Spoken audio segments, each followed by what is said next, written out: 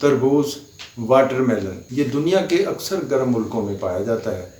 دنیا میں اس وقت پاکستان کے علاقہ سکھر کے علاقہ گڑھی یاسین کے تربوز ذائقہ اور حجم میں اپنی مثال آپ ہیں اور بہترین مانے جاتے ہیں۔ تربوز کی عمدگی اس کے گودے کی سرخی اور مٹھاس کو قرار دیا جاتا ہے۔ ملاوٹ کے اس دور میں پھل فروش سرخ رنگ میں سکرین ملا کر تربوز کو انجیکشن کے ذریعے متاثر کر دیتے ہیں۔ اس طرح ان کو سرخ اور مصنوعی طور پر میٹھا بنا لیا جاتا ہے۔ بنیادی طور پر یہ افریقہ کا پھل ہے اور سیاحوں کی بدولت دنیا بھر میں مقبول ہوا ہے۔ نبی کریم صلی اللہ علیہ وسلم تازہ کھجوروں کے ساتھ تربوز کھایا کرتے تھے اور آپ نے فرمایا کہ کھجور کی گرمی کو تربوز کی ٹھنڈک مار دیتی ہے اور تربوز کی ٹھنڈک کو کھجور کی گرمی مار دیتی ہے۔ حضرت عبداللہ بن عباس روایت فرماتے ہیں کہ آپ صلی اللہ علیہ وسلم نے ارشاد فرمایا کہ تربوز کھانا بھی ہے اور مشروب بھی۔ تخم ریحان کے ساتھ اس کا کھانا مثانے کو دھو کر صاف کر دیتا ہے۔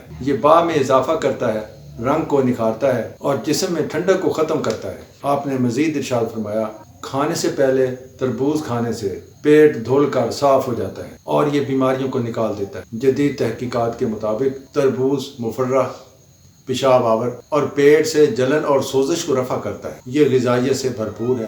اس کے کھانے سے پیٹ میں کیڑے مر جاتے ہیں، یہ ان کیڑوں کو نکال دیتا ہے۔ اس کا جوس پیاس بجھاتا ہے۔ اس کے جوس میں کھانڈ اور زیرہ ملا کر گردہ، مثانہ اور پیشاب کی نالیوں کی سوزشوں میں اسے نہایت مفید پایا گیا ہے۔ یہ نسخہ جگر کی سوزش اور جرکان میں بھی مفید ہے۔ تربوز کھانے سے معدہ اور آنتوں کے زخم مندمل ہو جاتے ہیں۔